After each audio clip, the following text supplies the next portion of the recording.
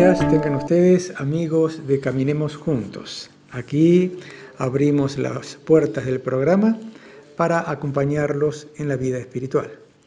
Estamos en la mesa de trabajo, Manuel, Félix, quien les habla José, y en los controles, siempre ayudándonos, Roberto Molina.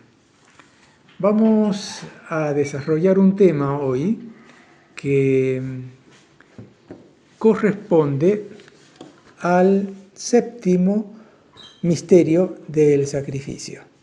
Séptimo misterio. Y esto se denomina el qué dirán. Así que bueno, con este temita así nomás expuesto, vamos a desarrollar varios aspectos de la vida espiritual que tiene que ver con esto, el qué dirán. Bueno, yo quisiera comenzar con una cita de Horacio de Balzac, que es un escritor... Honorato de Balzac, como usted ya dice, que es de un escritor francés de 1799-1850. Y él dice así: quien no presta atención ni a las censuras ni a las críticas de quienes se dedican a encontrar faltas en los demás, tienen gran tranquilidad de corazón. Es vieja la historia. Es vieja la historia, no sé en qué plano estamos nosotros. Es cierto que necesitamos aprobación de los demás para sentirnos queridos y apreciados, pero cuando la autoevaluación proviene de la opinión y la mirada ajena, corremos el riesgo de ser víctimas de los demás. Esto implica una clara problemática de autoestima, falta de autoestima. Uno desconfía de su propia valoración y cambia muchas veces las ideas pensando que la opinión de otros es mejor. Estas son personas que muchas veces nunca se juzgan a sí mismos, o si se juzgan mal. Vivir atentos al ojo ajeno puede ser estresante, estar en un estado de tensión permanente, y es muy difícil vivir bien en esas condiciones. Sí, desde una óptica también, el que dirán, yo lo veía como que cuando uno se limita a hacer pocas cosas, porque no quiere que los demás juzguen sus acciones, las acciones que uno va a hacer. Entonces no voy a hacer esto porque cómo van a ver la gente, mi actitud, mis comportamientos, mi esto, mi lo otro. Entonces, el que dirán ahí es cuando uno se reprime muchas cosas por el posible juicio ajeno. Pero no significa para mí el que dirán no oír, no escuchar, no prestar atención a lo que nos pueden decir los demás. Ni tampoco hacer caso a todo lo que escuchamos, porque también, como se dijo recién, puede haber crítica malsana o alguna cosa que no nos ayuda a crecer así en conjunto.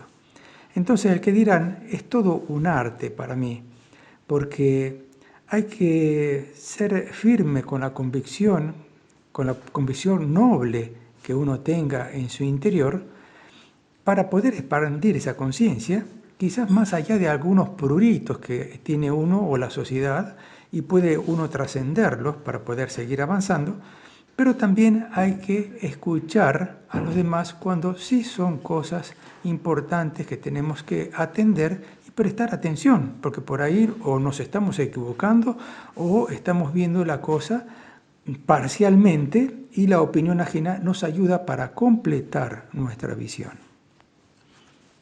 Sí, también relacionándolo con nuestro tema, que es el desenvolvimiento espiritual, uno pasa también por etapas. Puede ser que sea más que nada, me imagino al principio, que uno está aprendiendo, no sabe, se siente inseguro. Entonces, ¿estará bien lo que estoy haciendo? ¿Será así realmente? Y me miraron feo, ¿será por lo que dije? ¿Será por lo que hice ayer? Es decir, uno vive, como bien se decía recién, como con un prurito permanente, con una indecisión, con una inseguridad, sin saber en realidad dónde va, qué es lo que quiere. Bueno, creo que parte del desenvolvimiento espiritual nos lleva, por un lado, a definirnos qué es lo que queremos en la vida, para dar los pasos consecuentes. Después, cada una de esas etapas tiene sus aspectos difíciles. A veces nosotros podemos mal juzgar a una persona porque hacemos un corte en el tiempo y lo vemos haciendo algo que consideramos incorrecto. Nos estamos perdiendo todo el proceso anterior y todo lo que está siguiendo a eso. Sí, en ese momento está mal, fue incorrecto. Quizás la persona ni siquiera se dio cuenta, quizás no lo vi de ese modo en ese momento cuando era yo el que hacía eso. Entonces, forma parte de un gran contexto esto del qué dirán. No es hacer oídos sordos, porque no vamos a quedar sordos al todo, es decir, no vamos a dar cabida a ninguna retroalimentación y por ahí nos van a estar diciendo, cuidado, cerdo. Entonces rápidamente le vamos a responder vaca, porque la que manejaba era una mujer y chocamos con un chancho en la curva. Nos quisieron avisar que había un cerdo. Entonces, ¿cómo tomamos las cosas que escuchamos, que nos dicen? Y mucho, a mí me parece que hay un alto porcentaje que es totalmente nuestro, es decir, suponemos, imaginamos, nos parece, y nosotros mismos nos atamos las manos. No hay que tener miedo al error, no hay que tener miedo a equivocarse, no hay que tener miedo a caminar, no hay que tener miedo a aprender, no hay que tener miedo a caerse de la bicicleta cuando uno está aprendiendo y caerse 10, 20, 30 veces hasta que pedalea y va. Aún, corroborando lo que dice Félix, cuando tratemos de vivir lo más armónicamente posible con la vida, con los principios, con los valores de la vida, la opinión de otros tiene sobre la opinión que otros tienen sobre nosotros escapa a nuestro control. Nosotros no podemos incidir en lo que otros opinan. No se puede. Pero hay que distinguir una cosa. Una cosa es la opinión o el juicio destructivo y el constructivo. A veces pueden estar diciéndonos algo que es realmente válido para mí, ¿no es cierto? Pero lo están diciendo con un tono o lo están diciendo de una manera que uno se da cuenta de que realmente hay un juicio negativo detrás de eso. Entonces, ¿qué sucede generalmente? Uno se cierra. Por más que si uno lo mira objetivamente, él tiene razón en lo que está diciendo, pero la forma, la manera o el momento no es el adecuado. Y a esa persona lo único que le falta, quizá quiera lo mejor para mí, pero no tiene empatía. Entonces no sabe que me está hiriendo, que me está lastimando, que me está doliendo lo que me está diciendo. La crítica y la murmuración son casi inevitables. Entonces tenemos que aprender a convivir de ella. Tenemos que captar el mensaje si es negativo porque no es real o si es negativo por la forma o la manera en que lo está diciendo. Puede haber envidia, puede haber un desquite o una descarga detrás de eso. También tenemos que ser compatibles nosotros con aquel que nos está corrigiendo o nos está diciendo algo. Eso es muy importante. Sí, es importante. Yo pensaba también otro aspecto más para darle la vuelta a todas las ópticas de este tema, no sé si a todas, a algunas, y es que me hizo pensar, esto que se hablaba, aquellas cosas que suceden en la sociedad y que a veces por tradición están ahí impuestas y todo el mundo las consideramos correctas y no están bien. Por ejemplo, la diferenciación o la discriminación de géneros, como vamos a ver enseguida en la entrevista. Entonces, parece como que no hay que cambiar las cosas, no hay que dar más lugar a la mujer o no hay que dar lugar a tal tipo de diferencia que existe para optar o por un puesto, por un trabajo, por un cargo político, por lo que sea. Ese ¿qué dirán? Es el que tenemos que quizás modificar o llevarlo a un nivel superlativo para que podamos tener más amplitud de miras. Es decir, una cosa es basarse en la tradición, que a veces necesita cambios en la sociedad, y no vemos la necesidad que hay para hacer ciertos cambios. Y otras veces empujamos esos cambios sin tener en cuenta otras cosas que por ahí se nos destruyen. Otra vez vuelvo al tema del arte de vivir. Hay que evaluar las cosas para saber qué temas, qué elementos tenemos que ir cambiando. Así los grandes hombres o los grandes seres, como vimos el domingo pasado, esta señora Harriet, que era una mujer de color, que luchó y se jugó por un montón de cosas, bueno, estuvo por fuera de la tradición, de los juicios de la sociedad y de las agresiones incluso de la sociedad. Entonces, claro, está por encima del qué dirán, pero para construir un mundo mejor, en este caso, para la gente de color. Sí, también hay que ver, por ejemplo, el tema es el qué dirán. También está el qué diría. Sí. Y también está el qué dijeron. Entonces, cuando recién decía Manuel, el tema de la murmuración y demás, es lo que dijeron. Y lo peor es que uno no tiene con quién dialogar. Si uno sabe, digamos, quién dijo qué, es distinto, porque uno puede ir a la persona y pretender, o mejor dicho, no pretender, tratar de aclarar los puntos. Pero muchas veces ocurre que eso que se dijo no se sabe quién lo dijo, quedó ahí. Había un dicho muy viejo que decía, murmura, murmura, que siempre algo queda. Es decir, el daño está hecho de tal manera que ya la sociedad señala a alguien o un grupo humano, como bien se decía recién, y porque se dio pie, se dio fuerza a preconceptos, a prejuicios, pero no porque fuera realidad. Y el que diría, por ejemplo, es sano según como uno lo use.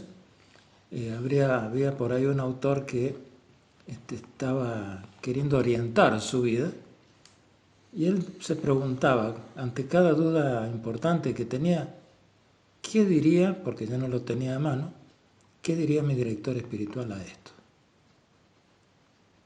Entonces tiene un tipo de respuesta, yo diría superior.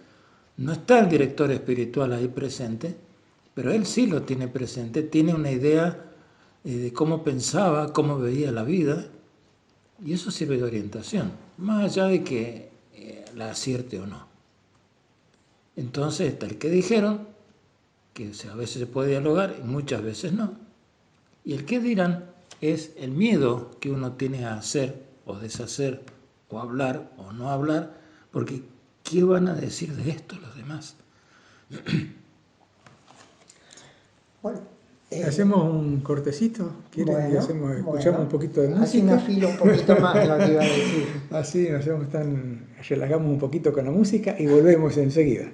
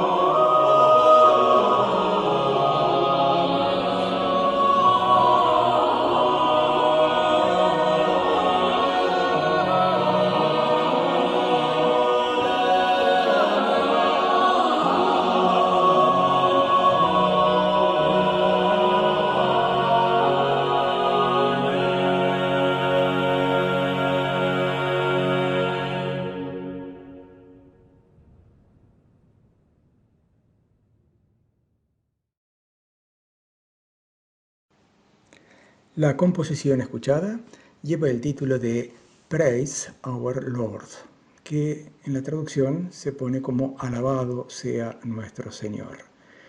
El compositor es William Byrd, quien nació en 1543 aproximadamente, porque no se sabe con exactitud, y falleció en 1623.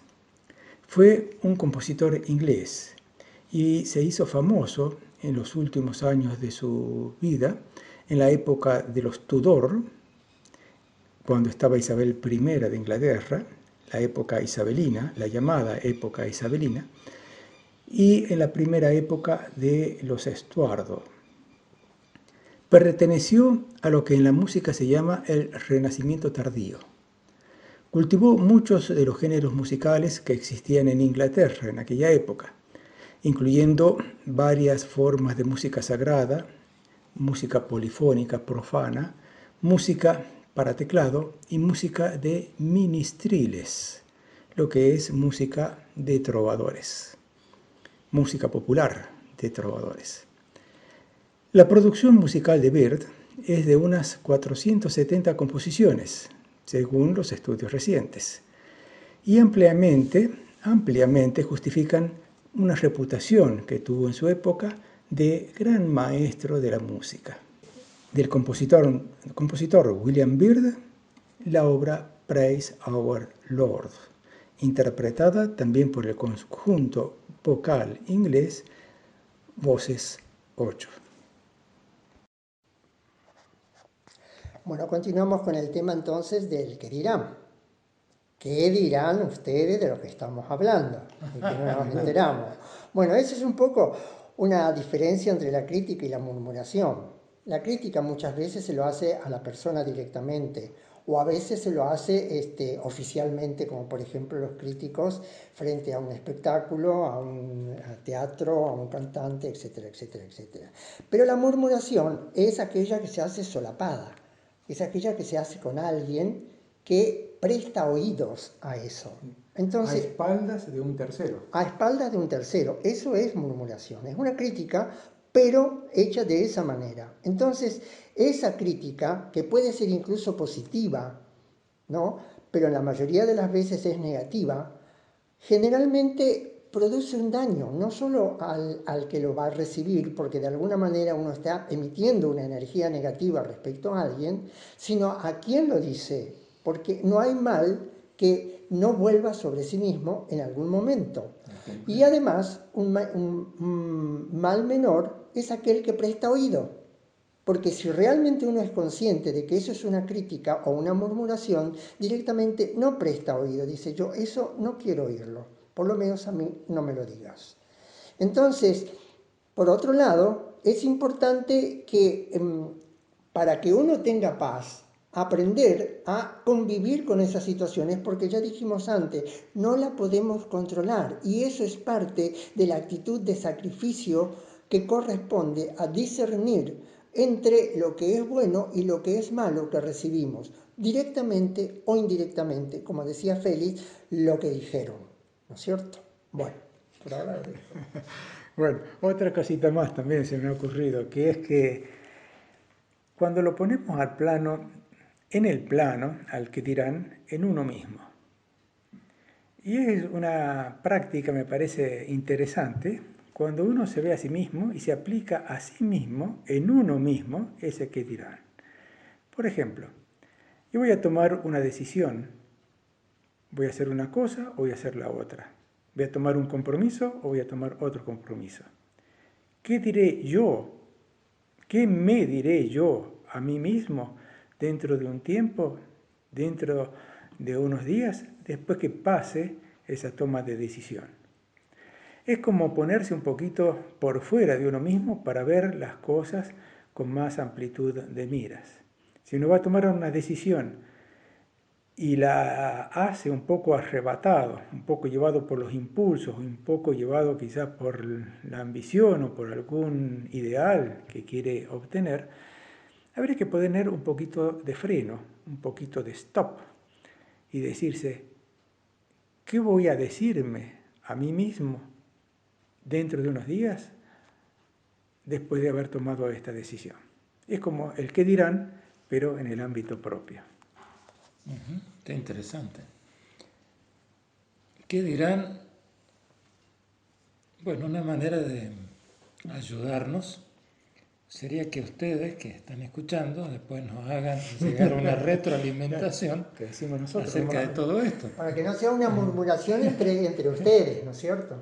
Por ejemplo, el otro día, después de escuchar el programa, un compañero, un seguidor de nuestro programa, me manda a decir en forma privada que no estaba muy de acuerdo con algo que yo había dicho. Muy bien. Que él no lo veía así, no le parecía que fuera así. Desde su óptica yo creo que él tiene razón, obviamente es así. Pero a veces uno quiere correr un poquito el límite, el propio límite, como muy bien se decía recién. Entonces, yo sé que hay cosas que a mí me cuestan, sé que me duelen, pero sé que son un paso adelante, son un intento de avanzar un poco. Entonces, no pocas veces en esos intentos de avanzar un poco, nos quedamos solos. Porque cuando el camino está trillado, todo el mundo sabe por dónde es. Cuando queremos ir abriendo camino, no estamos muy seguros por dónde es. Puede ser así o puede ser así. ¿Estaré equivocado? Y a veces la única manera que hay es, como decía recién José, creo, bueno, con otras palabras, hablar con la propia conciencia y jugarse, dar el paso. Puede ser que no nos salga, pero puede ser que abramos camino. Puede ser que algo es muy inusitado, algo extraño, pero puede ser el primer paso hacia un nuevo modo, una nueva manera. Entonces, hay un grado de creatividad y un grado de, no sé cómo llamarlo, quizás valentía, jugarse por algo.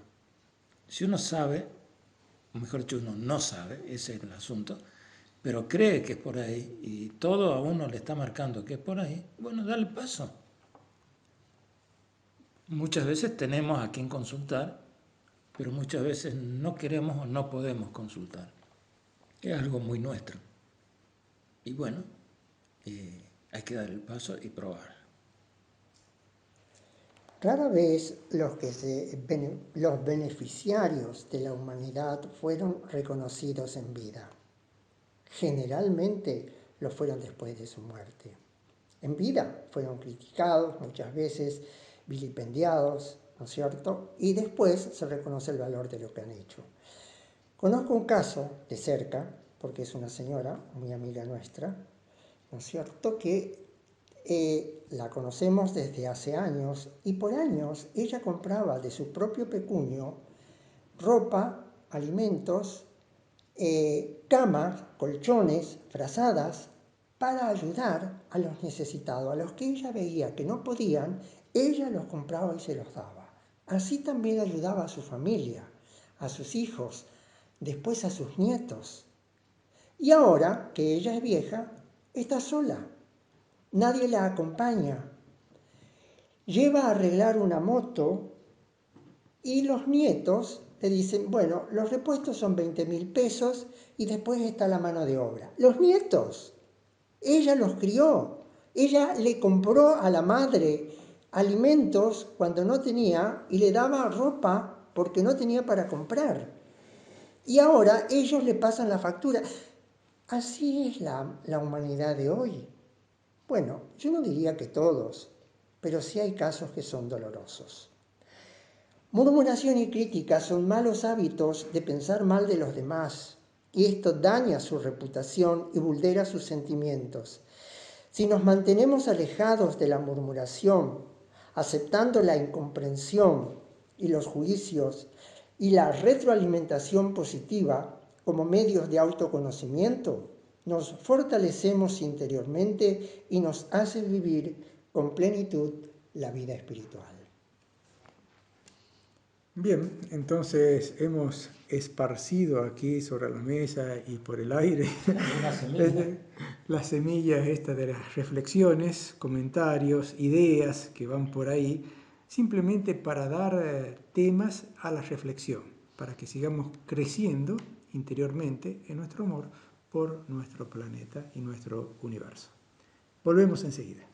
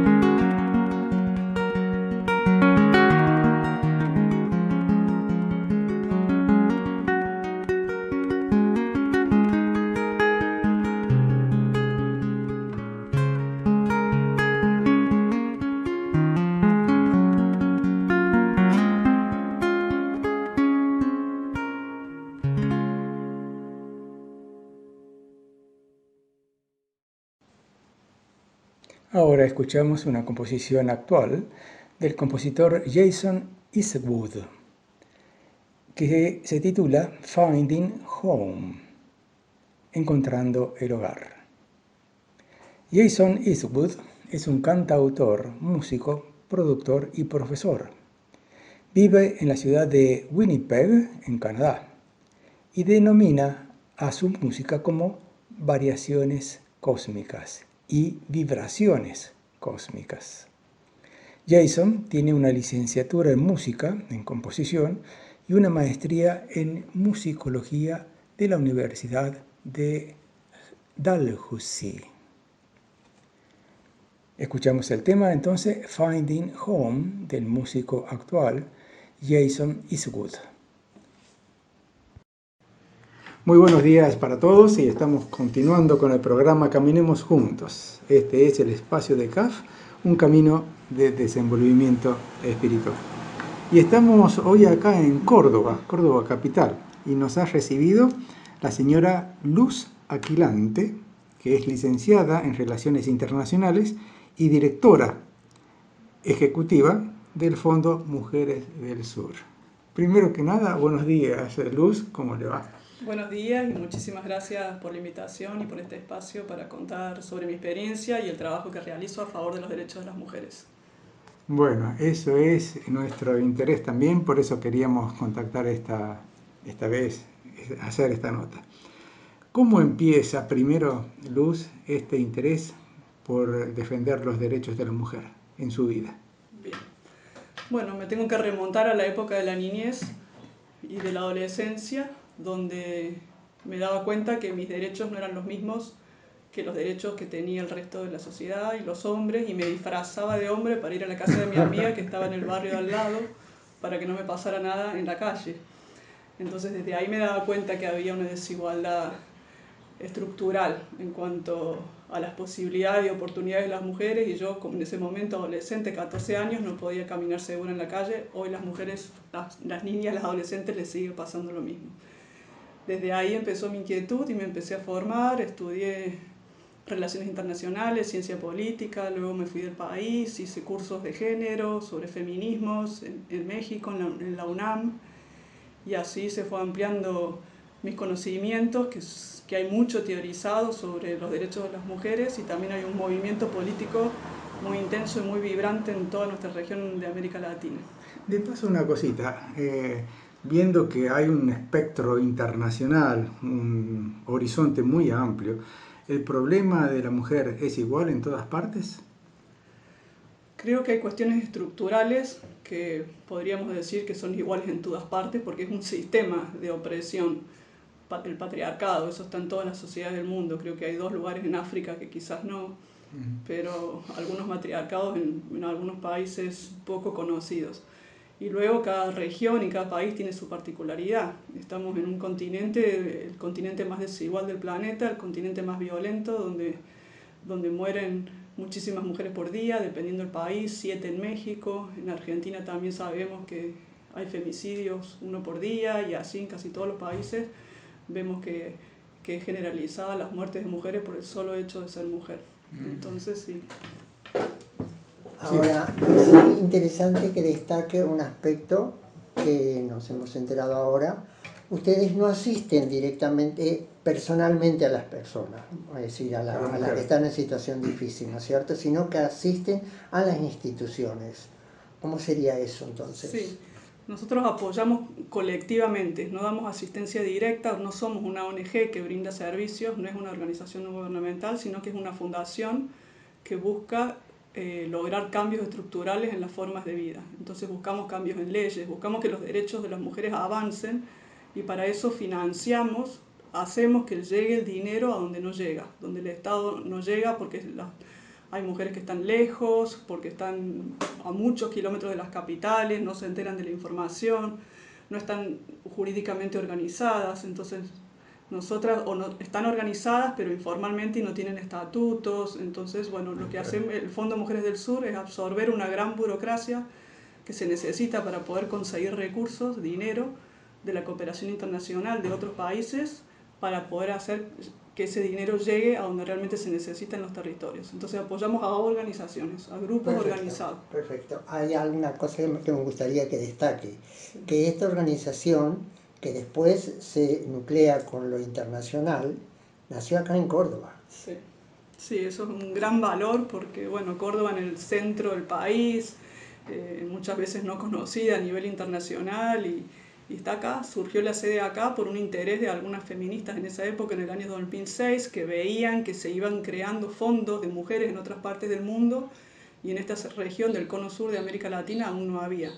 Se había creado en México, se había creado en Brasil, iban surgiendo en Colombia, en Chile, y en Argentina, Uruguay, Paraguay no había un fondo de mujeres que hiciera esto, un lobby internacional para conseguir recursos para que las mujeres puedan luchar por sus derechos. Entonces se creó en ese entonces, en el 2007, 2008, surge el fondo en Córdoba. Desde ese momento hasta hoy, ¿usted ve un progreso? ¿Qué se ha hecho? ¿El trabajo? Bueno, ¿algún resultado de toda la labor? Sí, es impresionante los cambios, porque el movimiento feminista es enorme, ha crecido muchísimo, se han involucrado las chicas jóvenes, que antes la masividad no estaba. Cuando apenas empezamos era muy difícil instalar estos temas, no se hablaba en la sociedad. Hoy todo el mundo habla de feminismo, de mujeres, de derechos. se ha conseguido al menos culturalmente que se ponga en la agenda, que se hable del tema, y algunas leyes a favor de las mujeres, como en el 2013 la ley de trabajadoras de casas particulares, el aborto en el 2020. Han habido avances a nivel legal y a nivel cultural también. Y en cuanto a organizacionalmente, nosotros también hemos crecido mucho, de ser un fondo muy pequeñito cuando se creó, de trabajar solo en 3 países, hoy estamos trabajando desde México hasta la Patagonia en más de 21 países. Usted dijo que originalmente se había fundado sobre la base de 3 países, sí, ¿no es cierto? ¿Pueden mencionarlos? Sí, se creó para trabajar con los grupos de mujeres más desfavorecidos de las sociedades en Argentina, Uruguay y Paraguay, que sigue siendo ese nuestro mandato principal. Son nuestros 3 países prioritarios, de donde más grupos apoyamos son en estos 3 países. Pero en el año 2016 conseguimos unos recursos de la cooperación bilateral del gobierno holandés que nos permitió ampliar el trabajo, y en articulación con otros fondos de mujeres que hay en otros países de América Latina, pudimos empezar a trabajar en casi todos los países. Sí. Desde México hasta bueno. Perdón, supongamos que haya un grupo de mujeres que ya tenga una organización, que todavía no tengan personería jurídica, pero que quisieran acceder, por ejemplo, a relacionarse con ustedes. ¿Qué referencia puede dar para que puedan ponerse en contacto con ustedes si estuvieran escuchando esto? Sí, y tenemos todas las redes sociales, nos pueden buscar en Instagram, en Facebook, en Twitter, en la página web del Fondo Mujeres del Sur. Ahí pueden ver los programas que promovemos, porque trabajamos en distintas áreas estratégicas. Una tiene que ver con justicia económica, otra con justicia ambiental, violencia contra las mujeres y todos los temas de diversidad sexual. Entonces, organizaciones que estén trabajando en los temas que nosotras promovemos pueden investigarnos, llamarnos, venir a conocernos y aplicar los recursos. Lanzamos convocatorias que son públicas, y cuando son esas convocatorias ahí pueden presentarse y presentar sus proyectos. Perfecto. Un interés así global, general, de todo el planeta. ¿Hay algún, dentro de los problemas que usted mencionó en el género, hay alguno que se destaca más que otros en ese problema general? Creo que todo está interconectado, porque las feministas hablamos desde la interseccionalidad y es muy difícil decir este es más importante que este, pero creo que todo. Hoy un tema grave que me gustaría resaltar es la justicia ambiental, y hay muchísimas mujeres defensoras ambientales que están luchando por sus territorios, para que no las desalojen, contra la minería a cielo abierto, por el agua potable, que caminan de 6 a 8 kilómetros, incluso acá en nuestro propio país, en el Chaco, buscando agua. Entonces creo que hay ahí una gravedad, afecta más a las mujeres las cuestiones ambientales hoy en día. Afectan más a las mujeres. Afectan más a las mujeres, que son quienes tienen que ir a buscar el agua, que no tienen agua para los partos, toda la cuestión de salud, los animales que se mueren, son ellas las que están a cargo del cuidado de las familias y del ambiente también. Entonces hay mucha desigualdad ahí, son quienes están poniendo el cuerpo para luchar contra grandes compañías que están instalando los territorios ancestrales. Claro. Yo noto a veces que veo, no sé si será así cierto, pero veo que la mujer es como el puntal de la familia, a veces más que el hombre. Quizás el hombre va a trabajar, va, viene, pero la que forma la familia normalmente me parece que es la mujer. ¿Puede ser así? Hay muchas jefas de hogar. Me acuerdo cuando era chica y venía el censo a preguntarme en mi casa, jefe de hogar. No, jefe no, jefa, decía yo. Pero acá dice jefe, me decía el censista. Bueno, pero es jefa porque es mi mamá, decía yo. Y sí, las mujeres debería ser compartido. El deber ser es una corresponsabilidad de las tareas de cuidado, tanto como las tareas. Hoy la mujer trabaja afuera y trabaja dentro de la casa. No paramos nunca de trabajar. Y el hombre a veces trabaja afuera y adentro de la casa no. Entonces debería ser una corresponsabilidad en las tareas de cuidado compartida. De todos modos, es decir, ahora es habitual ver, por ejemplo, por la calle a los hombres cargando a los niños, la mujer va por delante, a veces incluso va el hombre solo con el niño, es decir, hay como que están adoptando otro papel, hay más flexibilidad, digamos, sobre todo en los jóvenes, es decir, yo no digo gente mayor, pero sí en los jóvenes, de alguna manera hay un cambio cultural en ese sentido. Sí, totalmente. ¿No es cierto? Sí, las generaciones jóvenes ya es otra cosa, es distinto. crían juntos, juntes. Sí, Sí.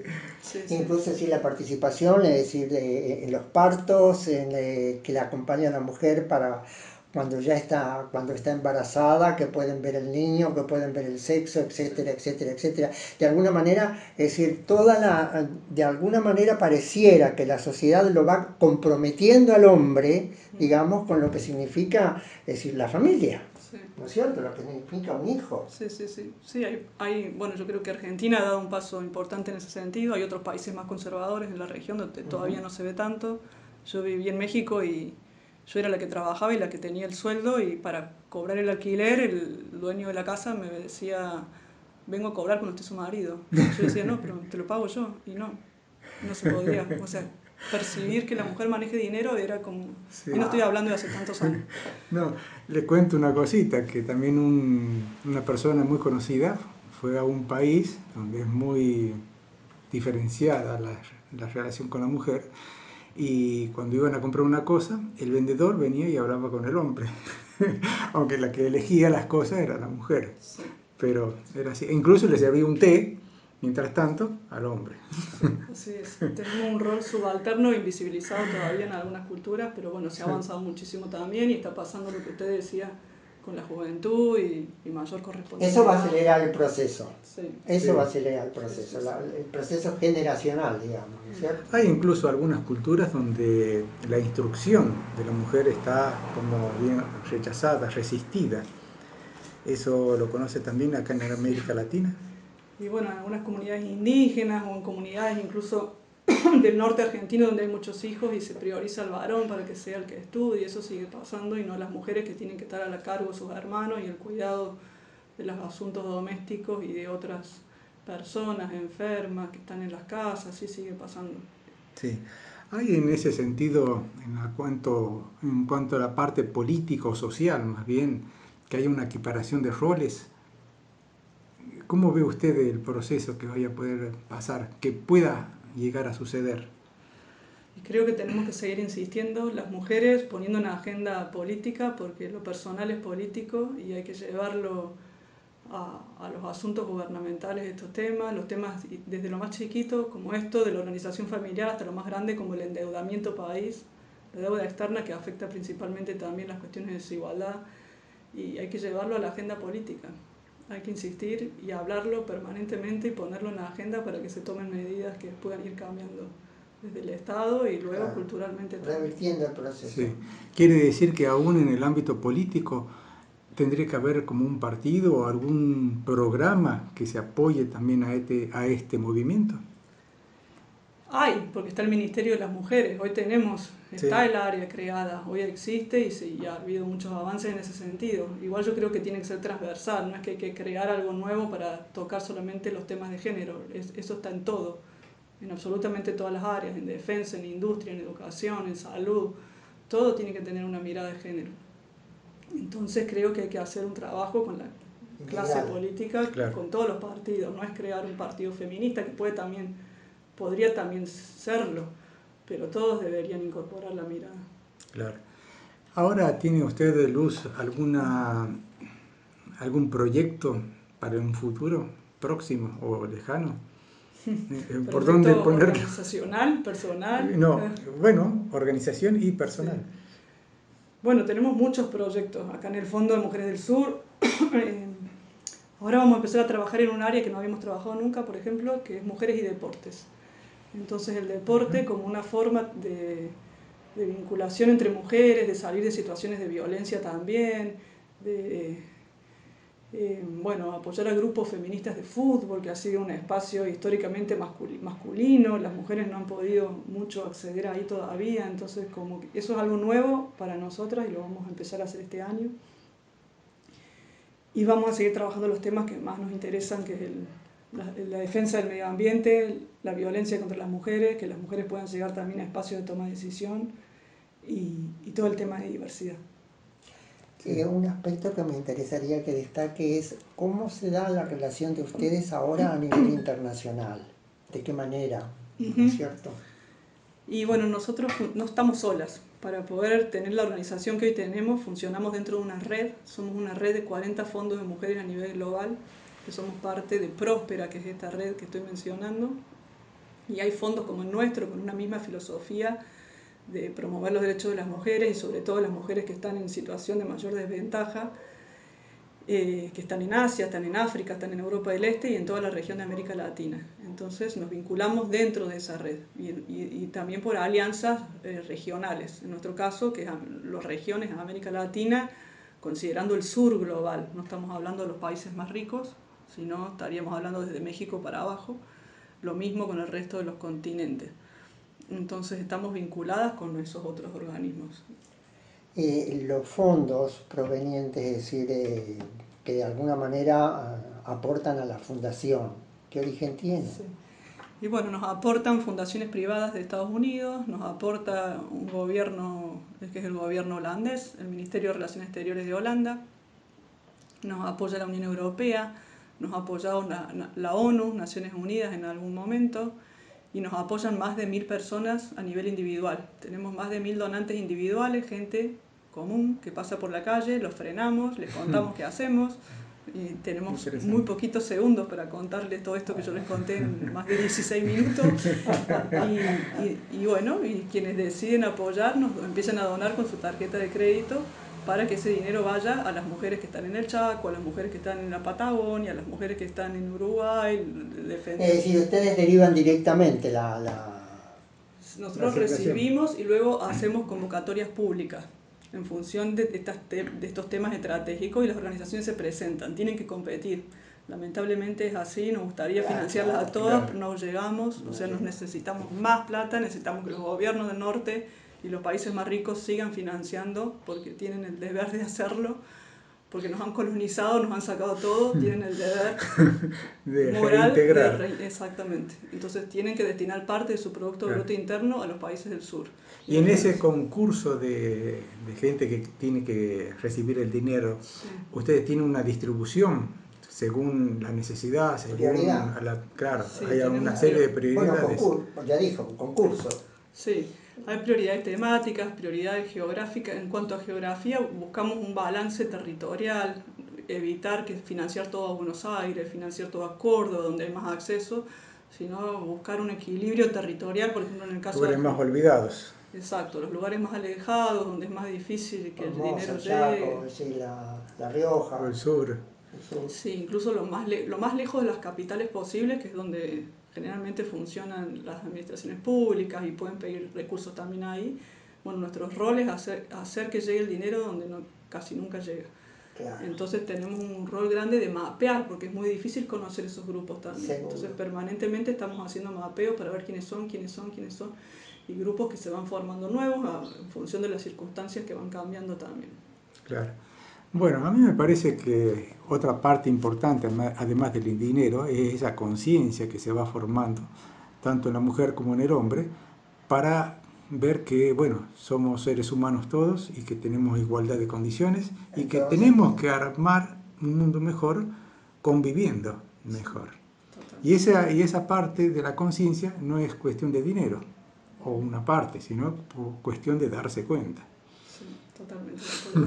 Y además, decir, en muchos casos, supongo, y usted lo debe saber, es crear conciencia también en la mujer que tiene derechos. Claro. Porque muchas no son conscientes de que ellas tienen que hacer valer sus derechos. Totalmente. ¿No es cierto? Sí, totalmente, reconocerse. Sí. Incluso me acuerdo en el 2013 cuando mencioné la ley de empleadas de casas particulares, muchas decían, no, yo no trabajo, no hago nada, pero estaban todo el día en la casa trabajando. Entonces eso es trabajo no remunerado, no reconocido, claro, no visible, pero es trabajo. Sí. Entonces sí, hay un gran trabajo de concientización también. Claro, exactamente. Bueno, yo quisiera agradecerle a Luz Aquilante, dijimos, directora del Fondo Mujeres del Sur, acá en Capital de Córdoba. Muchas gracias por ampliarnos el horizonte y por poder extender también este mensaje a todos los oyentes que puedan estar con nosotros. Muchas gracias. Sí. Nos ha recibido en la sede, que realmente es muy bonita, tenemos que destacarlo, sí, y nos ha atendido extraordinariamente bien. Muchísimas gracias. Muchas gracias a ustedes.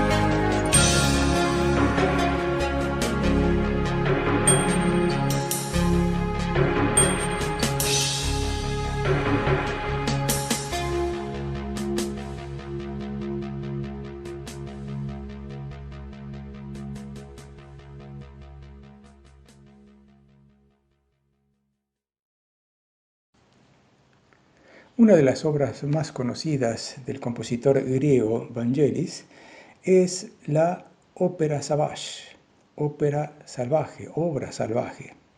Es el 10º álbum del músico griego Vangelis, lanzado en 1979. Este trabajo fue compuesto como banda de sonido de un documental del mismo nombre acerca de la naturaleza. Ese documental fue dirigido por el cineasta francés Frédéric Rossif.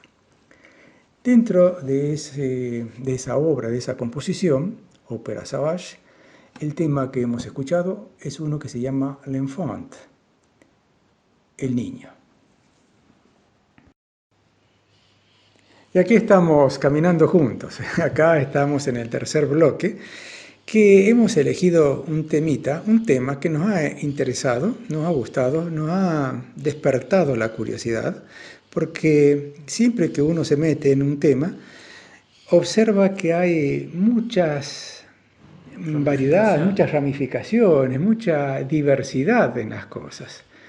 Por ejemplo, leímos un artículo, y este es el tema que vamos a tratar, un artículo que dice los efectos de la música en los animales.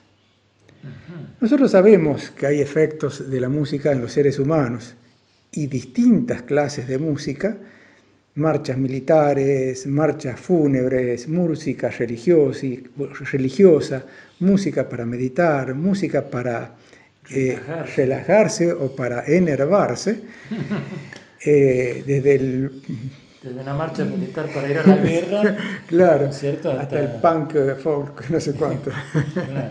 Y la música clásica. Bueno, hay mucha diversidad en la música para los seres humanos, pero resulta que hay estudios de científicos, no estudios de personas así amateurs, sino de científicos investigadores muy profundos que están viendo el efecto de la música en los animales. Y resulta que no es igual el efecto que tiene la música en los seres humanos.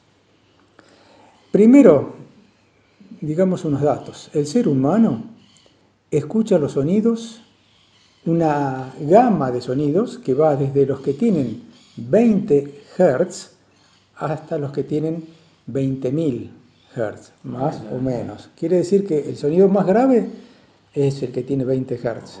Más abajo de eso no los escuchamos. Y más arriba de los sonidos de 20.000 Hz tampoco los escuchamos, porque no está en nuestra gama auditiva. Hay, por ejemplo, unos silbatos, yo los he visto, unos silbatos para perros, que usted sopla y escucha como una especie de vibración del aire, pero emite un sonido a 50.000 Hz. Pero los perros lo pescan, lo escuchan, y nosotros nada, es como si fuera un silencio. Entonces, eso es en cuanto a la capacidad auditiva del oído humano o del oído de los animales. Pero aparte, el gusto, el efecto que produce la música o los sonidos o el ritmo en los animales también es distinto. Así que bueno, conversemos un poquito de eso. Yo recuerdo que leímos un libro hace mucho que hablaba de la música, es decir, hablaba de las plantas, y entre esos capítulos, uno acerca de la música y las plantas. Sí. Y cómo cierto tipo de música que nosotros llamamos clásica, las plantas crecían como queriendo abrazar al altoparlante, al altavoz que la estaba emitiendo. Y otro tipo de música, de tipo estridente, se alejaban las plantas dentro de sus posibilidades. O sea que la música es vibración. Entonces esa vibración nos afecta a todos los seres de una manera o de otra. Inclusive uno está, digamos, normal y escucha una música, un tipo de música, y uno empieza a lagrimear. Se emociona nada más que por la música. Uno ve, por ejemplo, las películas. Hay películas en que son casi sin música, son poco diálogo y es un estilo.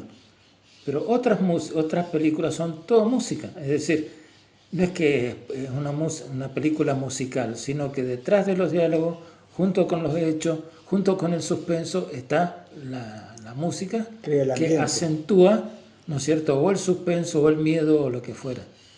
Entonces, la música crea efectos y uno es como que no se puede resistir. Sí.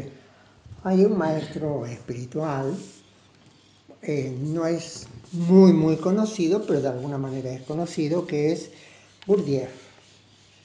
Sí. Y Gurdjieff tenía una forma de enseñar muy particular y bastante exigida.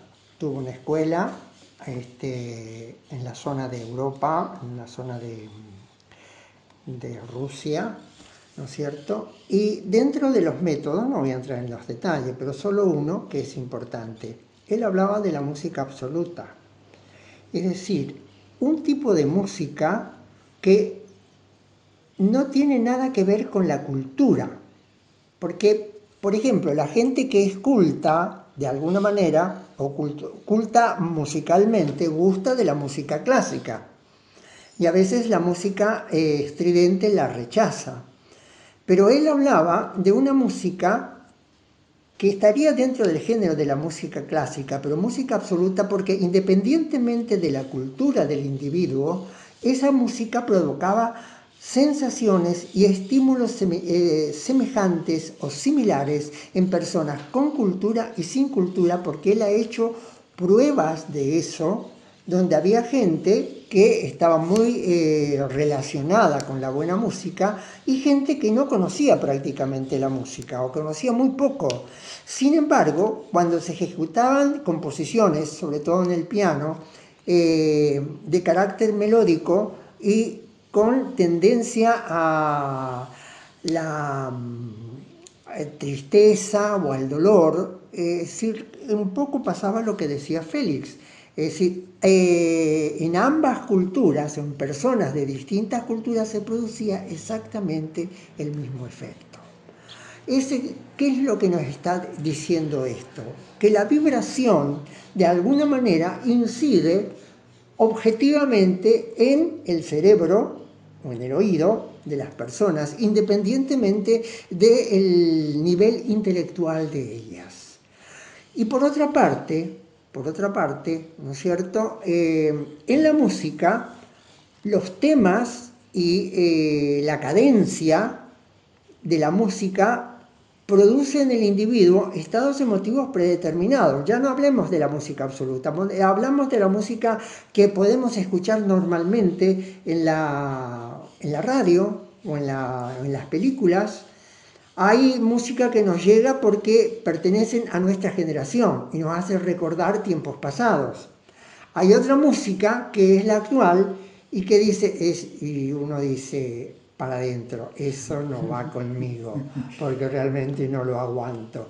Pero bueno, es decir, ahí incide la cultura, ¿no es cierto? La forma en que nos hemos formado y aquello con los que hemos familiarizado en la época más temprana de nuestra vida. Uno está en otro país y le tocan un pedacito del himno nacional y se nos escapa un lagrimón. Sí, o un tango. Sí. Quería agregar a eso que se había dicho de Gurdjieff una cosita también. Él, aparte de la música, tenía una capacidad para elegir los ritmos que se necesitaban para el trabajo espiritual. Por eso él formó una serie de danzas que le llamaba danzas sagradas. Aparte de la música, iba el ritmo con un movimiento del cuerpo. Y todo ese ritmo que se hacía en conjunto con un grupo, llevaba a una armonización, decía él, con el todo. Entonces esas danzas sagradas, que parecían cosas sencillas acá en la tierra, daban según él, una conexión sideral. Bueno, pero volvamos al tema, sí. No, bueno, quería agregar a eso que eso está un poco relacionado con la danza de los derviches, para los que pueden conocer, porque los derviches, es decir, una manera de meditar o de estar en éxtasis es justamente la danza circular, Sí. que podríamos llamar danza circular, porque ellos prácticamente danzan Giran. de esa manera con una vestimenta especial que acentúa, digamos, la característica de esa Sí. danza. Inspirado en eso fue Gurdjieff para hacer a su vez las danzas sagradas de su camino espiritual. Bueno, pero volvamos al tema que nos compete, que es los efectos de la música en los animales. Resulta que hay un señor, un científico llamado Charles Snowdon, psicólogo estadounidense, que estudia el comportamiento animal, la etología. La música humana, dice, es pensada para nuestros oídos y tiene efectos positivos, nuestra música, en perros, elefantes y chimpancés. Ajá. Elefantes también. También, somos parecidos, parece. Pero tiene efectos negativos o inexistentes en animales como los gibones, los babuinos, caballos y corderos. Ajá. ¿Y qué son los gibones? Hay que estudiar un Debe poquito ser qué es lo que son. un tipo de mono. Ah, sí. Entonces el experto, este señor Charles Snowdon, ha descubierto que la mejor manera de estudiar el efecto de la música en animales es crear una música específica para cada especie. Hacemos un cortecito porque se nos está yendo un poquito el tiempo. Escuchamos la música, nuestra música para humanos, y volvemos.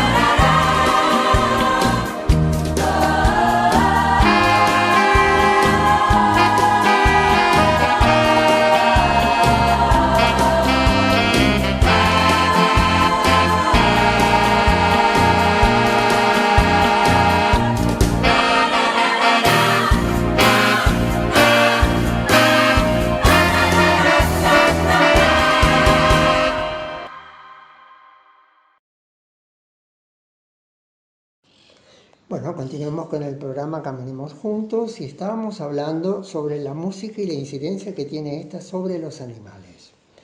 Es decir, de alguna manera ya se mencionó que la música, digamos, la música que es característica del ser humano, también es compartida con algunas especies, como ya lo mencionó José. Y que otro tipo de música le es o totalmente indiferente o puede producir agresividad. Por ejemplo, a dar un caso, en una oportunidad en que estábamos grabando en otro lado, hace mucho tiempo esto, ¿no es cierto? Un programa, había una cortina musical y la señora que grababa el programa tenía una perra, ¿no? Y cada vez que escuchaba la música comenzaba a aullar. Entonces ya sabía y tenía que atarla porque más de una vez interrumpía el programa, la grabación, justamente por eso. Entonces, quiere decir que hay músicas que conjugan con ciertos animales y otras músicas que no. Entonces a alguien, no sé si es esta persona misma que mencionó José o no, o es otro, dijo, ¿por qué no hacemos una música para los animales? El tipo de música que le puede gustar a ciertos animales, que lo puede motivar, ¿no es cierto? No me acuerdo quién era esta persona. Y así lo hicieron, e incluso dieron la posibilidad de que un compositor compusiera música para ciertos animales. ¿Es así? Claro, así es. Acá está, en este artículo dice que el último proyecto que hubo en estos estudios fue que se creó una página y una empresa que se llama Music for Cats, música para gatos, cuyas canciones han sido creadas por el compositor David Thayer y pensadas especialmente para felinos. ¿Cómo andará con los puntos? Y Pensando también en el capaz, programa del domingo pasado. y capaz que también No felinos. que decirle a esta Sí, señora, son felinos también. Bueno, ¿qué pasa en esas composiciones? Ha puesto vocalizaciones, cambios de tonos que no tienen la música de los humanos. Este mix, esta música que hizo para gatos, para el público de los gatos, incluye ronroneos, sonidos de los gatitos cuando maman de sus madres, aunque no se limita a este tipo de sonidos. Según los autores, también es música real con repeticiones y variaciones. Y bueno, eso no solamente... ¿y se pondrán a bailar? no, les crea un estado de paz, de relajación, parece de entrega. Combinado con esto, yo estoy recordando un video que vi hace un tiempo de una persona también de Estados Unidos, un etólogo, que se acercaba mucho a los caballos. Él tenía una granja, un establecimiento de cría de caballos, muy lindos caballos, y él les empezaba a hablar, a acariciar, hasta que uno ve en los videos que el caballo se acuesta, y se acuesta al lado de él. Y es como que entra una simbiosis, digamos así, entre el amo, el dueño, y el caballo. Y entra como una comunicación. Simplemente están, se acarician y entran en un estado de relajación y de paz. ¿Qué tal? Eso es. Esto es muy bueno para los que tienen gatos o gatas histéricas. Es decir, yo les recomiendo buscar la página, encontrar la música y ponerle esa música cuando la gata está un poco excitada. Muy bien. Mire, con respecto a los animales, también hemos visto videos donde hay piscinas para perros. Entonces, en Estados Unidos, en lugares así donde tienen otro nivel de vida, pero uno ve los videos y está la piscina llena de perros, que entran, que salen. Hay un entrenador, por supuesto, que los hace jugar o los hace saltar, qué sé yo, varias cosas allí. Y la gente paga para que su perro vaya a divertirse un rato a la piscina. En otros casos también hay técnicas, una por ejemplo que se llama doga, no yoga, sino doga, porque una señora inventó esta palabra y registró inspirándose en la yoga y el dog, que es perro, doga. Entonces, esa técnica se caracteriza porque el amo y el perro empiezan a hacer ejercicios juntos, acompañados con la música. Movimientos muy suaves, caricias, prácticamente algo parecido a lo que se hacía con los caballos, e incluso posturas tipo asanas. Hay una técnica que parece que quien ideó este sistema lo enseña, pero también están buscando conexión y bienestar del animal y del amo. Por ejemplo, uno ve, digamos, si uno tiene un perro o un gato y se comunica habitualmente, hay un tipo de respuesta. Es más, es como que ellos se dan cuenta del estado de ánimo de uno. Yo recuerdo de un señor, una persona, un hombre que vivía solo y tenía un gato, una gata que lo acompañaba, y este animalito se comportaba, digamos, modificaba su comportamiento de acuerdo al estado de ánimo de este hombre.